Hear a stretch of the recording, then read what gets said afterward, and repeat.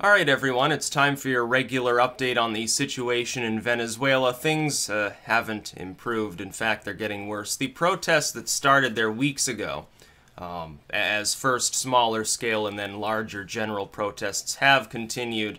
They've gotten larger. They've gotten more violent. There's now looting in Venezuela, and people have begun to starve in some areas. Of course, these centrally planned policies of Venezuela built under Chavez that they worked when the only export of any value from Venezuela was worth a lot of money, namely oil. That income was frittered away on paying debt, honestly, under Maduro, but before on human development, which is great. It's great that people had refrigerators and microwaves and stuff after a few decades before being deep third world. But it didn't lead to lasting resolution of the greater economic problem, which is, oh, we've only got one export. If this export, becomes less valuable, then we've got an issue. That was never solved by Chavez. That's what led to the problems there. These leftists who are claiming, oh, it's the imperialist West trying to destroy Venezuela. It's not the imperialist West trying to destroy Venezuela. We're not their main supplier of money in exchange for their oil. They're selling it to other people. The world oil market began to decline as far as price, partially because we decided, we'll use fracking. We'll be extracting more oil here. We're going to test for it. We're going to drill for it. We're going to get natural gas. We're going to wean ourselves off foreign oil. And so the main energy demander in the world, which is the United States, the main absorber of energy, is turning to natural gas, making its own oil, switching in some cases to green energy. You look at China, they're still more coal reliant. They're also investing heavily in green energy. There's simply not as much demand as there was before. And Venezuela expecting like the Saudi Arabians and these other states to come along and save their ass by throttling the oil supply wouldn't make any sense at all. You're just artificially manipulating the product's price, and if they drive the price back up in order to make it more profitable to pump, now then U.S. firms, which still haven't nearly fully exploited the oil we have, will just go out and say, oh, I mean, make money again, and so we'll conduct more drilling. We've had several big oil booms in the last few years. New oil was found in Texas, a significant amount. And even more was found again in Alaska, the gift that keeps on giving that we bought from the Russians for peanuts, which back in the day, 100 years ago when we bought that piece of land, a lot of people thought we were making a huge mistake. Why are you buying that? It's just a bunch of snow and ice. Yeah, okay, what's the point? Yeah, maybe 10 people will live there. Then they find gold. So that's great. They find oil. They find basically everything else under the sun. We realize it was the best purchase since the Louisiana Purchase, and of course things just sort of worked out. And Venezuela is continuing to have problems. The opposition, the legislative body that was swept into power because people said, well, things aren't working. Maduro's nuts, kind of violent, and the economy is collapsing. We'll vote for the opposition. The opposition gains an overwhelming majority in their legislative body. Maduro then comes and says, oh, well, that doesn't matter because I'm not going to listen to the Constitution anyway, and says, now we're going to have a constitutional rewrite and all these things. And I guess he's hoping to just sort of wait out the clock and hope that the oil prices rise again. It's probably going to be a while until that happens, and if it does, the U.S. will just pump out more oil. We will become an oil selling state if the oil price rises again. This has nothing, by the way, to do with an embargo of Venezuela. It has nothing to do with any action that the Saudi Arabians or any of the other members of OPEC are actually going to take. It has nothing to do with Venezuela's internal policy. It has to do with cold, hard cash that we can pump out of the ground ourselves, supplying our own demand for oil largely. We would be largely off the world market as far as buying oil. And it's already partially accomplished. In a very short span of time, we've begun making more and more of our own energy, buying less and less, especially from states outside of North America. We're still buying a lot of Canadian and Mexican products as well that are energy related. And then we're weaning ourselves off. Our growth has slowed down. we're making inroads into switching over to greener forms of energy, at least to partially cut the demand for fossil fuels. Venezuela, meanwhile, it still only has one main export, which is oil. Anyone blaming a U.S. embargo for the world oil prices and the problems in Venezuela doesn't understand simple economics. They don't have any other major export. If you are exporting a product, which is really valuable, it's like $130, $150 a barrel, and that's how you're funding your economy, things will go along smoothly. When the price drops by 50, 60%, then you're going to have problems. You've structured your overall economy by exporting one thing. That one thing is now far less valuable. So you're either exporting twice as much, which they can't do. It would be a problem. They can't even afford to get more of it out of the ground. They can barely afford to keep pumping it now. And some of their oil pumps are dilapidated, old-style pumps anyway that are less efficient than what's typically used in Saudi Arabia or the United States or even Russia at this point. They can't do that. And so they have to make do with about half of the income or less than they had before. In fact, I think it's declined by about 2/3, the oil price, at the peak low levels that were experienced some time ago. And it hasn't really climbed back up.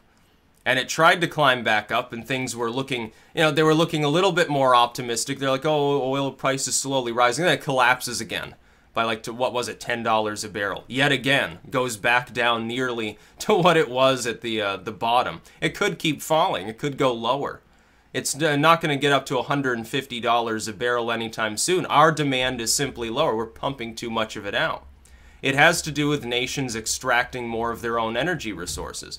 China can say green energy all it wants. Europe can say, we're going to slap up solar panels all they want.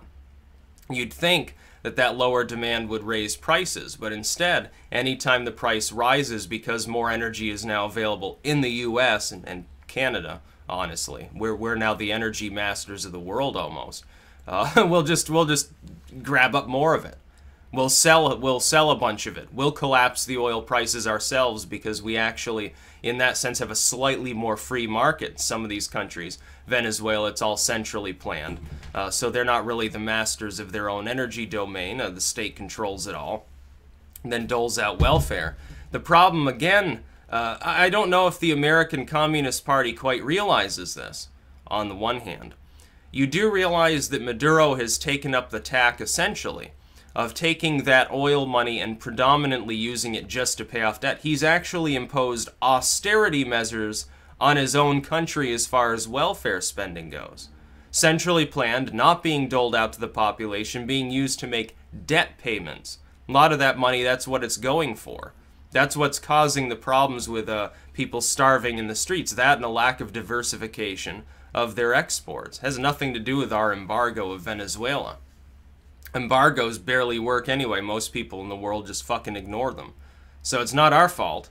It's not my fault or the government's fault that Venezuela is a shithole. Venezuela is a shithole because of problems that were caused by Chavez's centrally planned policies and are continuing under Nicolas Maduro and his insinuation that taking care of their debt payments is more important than making sure people don't starve in the streets. How much longer is he going to be able to do that? At some point, he's no longer going to be capable of doing that. That's when the regime there will collapse. You're not going to keep your rising star of socialism that was great as long as oil was $130 a barrel. It's just not going to happen. Protests have spread.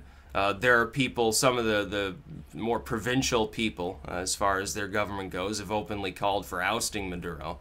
The opposition won't really work with him. He won't work with them. And increasingly, people disapprove of the job Maduro's doing. The one, I guess, saving grace is that in Venezuela, there may not be much free press, and there may not be the concept of freedom of expression to any great degree. But one thing you do have in Venezuela is that people seem remarkably open to airing their grievances in an amalgamated form in, like, polling or something. So you've got a situation where like 20% of the country still supports Maduro. Everyone else is either like fuck the whole situation or they support the opposition. That's most of the country. It's obvious that the central planning at the very least there didn't work. because it was unwise. The way in which the oil money was dispensed was not sound.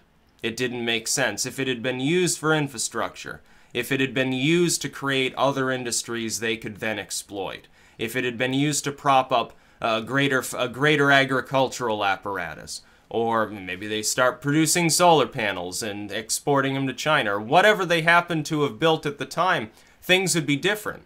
They'd still be in a recession, but people wouldn't be starving. There would still be activity going on. Instead, they've got a problem where they're the #1 oil powerhouse of the world, at least until the U.S., if the oil prices do rise, will probably supplant them, because we'll do more test drilling, we'll find more oil, then we'll be the main exporter of the entire world.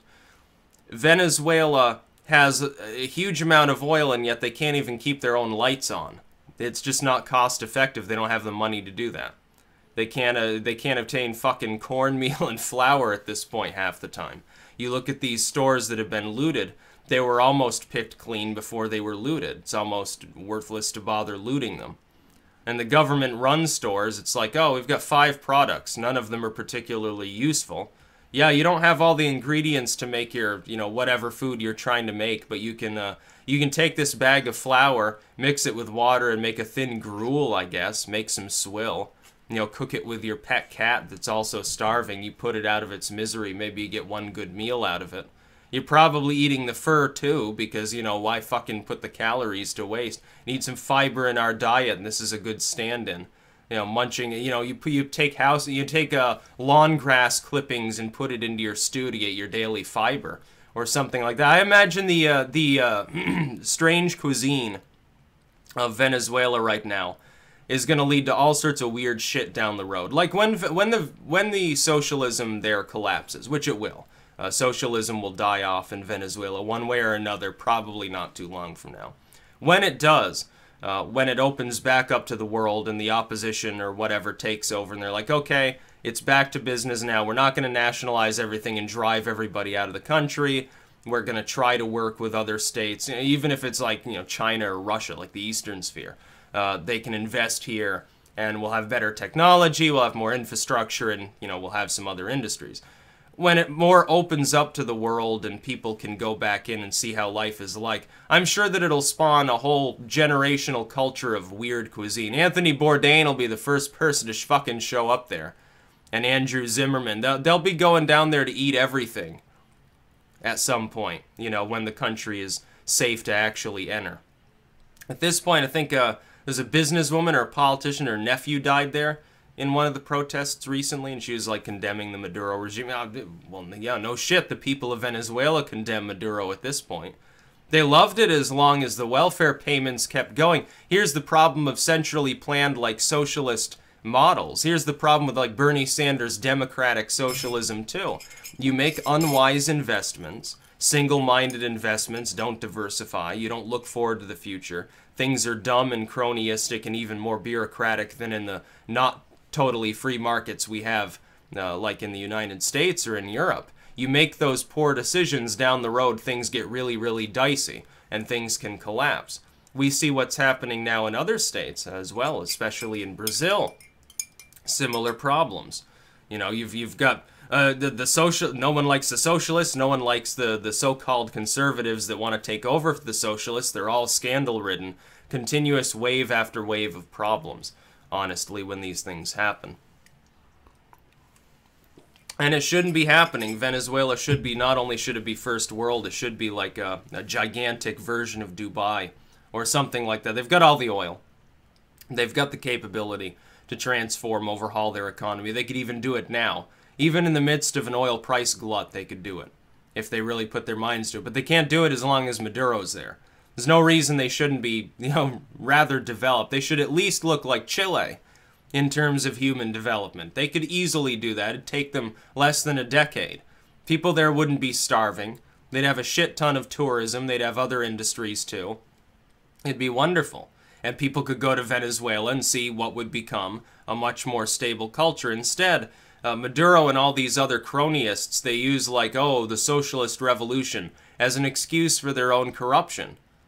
Well, how is, oh, I'm going to take most of this oil money that's left and pay off debt payments anyway? How is that like a socialism anyway? It's more like austerity. It's more like what was imposed in Greece or something like that.